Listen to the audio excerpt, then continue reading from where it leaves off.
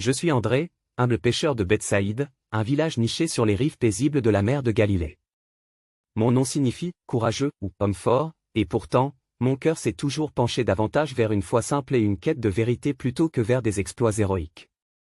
Frère de Simon, que vous connaissez peut-être mieux sous le nom de Pierre, j'ai grandi dans l'ombre de son caractère fougueux et impulsif, mais nous partagions un lien indéfectible, forgé dans les filets et les eaux de notre métier.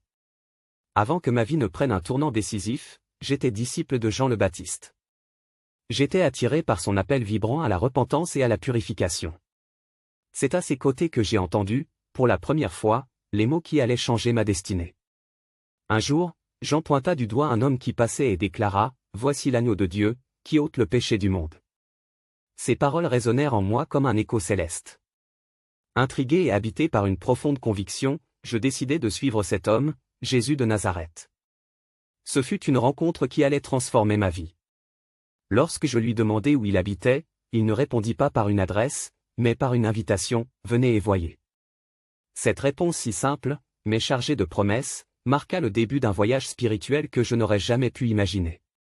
Ce jour-là, je sus que j'avais trouvé le Messie, le Christ, l'espoir d'Israël. Je ne pus contenir ma joie et aller immédiatement chercher mon frère Simon pour lui annoncer la nouvelle, « Nous avons trouvé le Messie ». En tant que l'un des 12 apôtres, ma mission était claire, être témoin de la vie, de la mort et de la résurrection de Jésus et proclamer cette vérité au monde. Je ne fus pas le plus en vue parmi les disciples, ni celui qui prononçait les paroles les plus éclatantes, mais j'avais un rôle unique. Je suis souvent décrit comme un médiateur, celui qui amène les autres à Jésus. C'est moi qui présentai à Jésus le jeune garçon portant les 5 pains et les 2 poissons lors de la multiplication des pains. Ce simple acte d'obéissance permit un miracle qui nourrit des milliers. Ma foi en Jésus m'a conduit bien au-delà des frontières de la Galilée.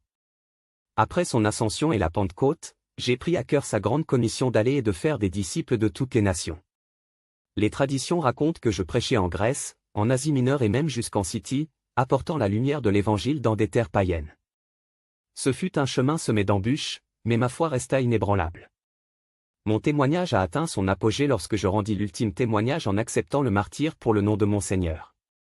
Sur une croix en forme de X, selon la tradition, je fus crucifié, mais mon esprit était en paix, car je savais que je rejoignais celui que j'avais suivi depuis ce jour sur les rives de la Galilée.